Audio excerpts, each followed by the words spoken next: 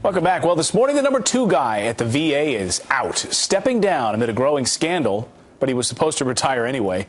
Meantime, earlier this week, Veterans Affairs Secretary Eric Shinseki told Congress that he's furious about the reports of long and deadly waiting times. Indicated through your own conversations that I've had with you that it seems to be any adverse incident like this makes me mad as hell. But is that enough? And is it time for him to go? Let's talk about it. Republican Congressman Tim Huelskamp is a member of the House Veterans Affairs Committee. Congressman, nice to see you this morning. Good morning. First of all, Congressman, I just want to get your response to the number 2 guy there, Petzel, stepping down, even though we now know, according to a press release back in the fall, that he was set to retire in 2014 anyway.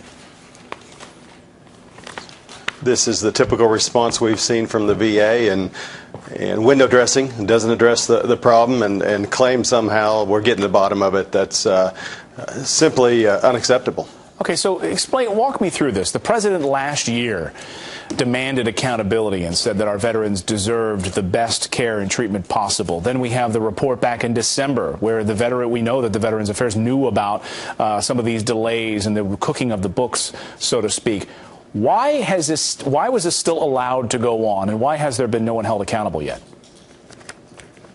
That is Secretary Shinseki's call, and his boss, the President of the United States. This has been going on for 18 months. We've had other issues for 5 to 6 years. Fiscal mismanagement, lavish bonuses going on and on. There's a culture of non-accountability there, and it starts at the top. And that's why I'm suggesting, and others are, that we need an independent commission to review what's going on at the VA. And that's the only way we can get work outside the VA to change what's going on there. I hate to maybe sound kind of childish about this, but isn't it kind of obvious what has gone on there? They've doubled the amount of money that they've been able to use for resources there. There are no doctors. They haven't been able to hire the amount of doctors they need to handle the number of cases that they have. Isn't it kind of obvious that they haven't hired these doctors, and that's why this backlog and they've had to cook the books? Well, $150 billion a year, it's not about money. It is about incompetence and mismanagement. We have had over a dozen committee hearings in about the last year looking exactly at these problems. We pointed them out. We've lashed out at the VA. We've asked for answers, and undersecretary after undersecretary always comes forward and says, we're working on that. Meanwhile, it's pretty clear it looks like veterans are dying because of their failures. And I know the secretary's mad as hell, but what do the families feel about this? Right. That's a great question. I mean, how can you fix this?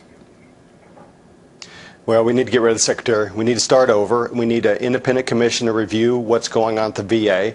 And you know what? If you're a veteran, you should have a choice outside the VA system. If it's not working for you, you should be able to go to your local hospital. In particular, in my district, out in the middle of Kansas, rural area, we're hundreds of miles from the local VA hospital. They should have a choice. So let's give the veterans a choice. That'll take care of the problem.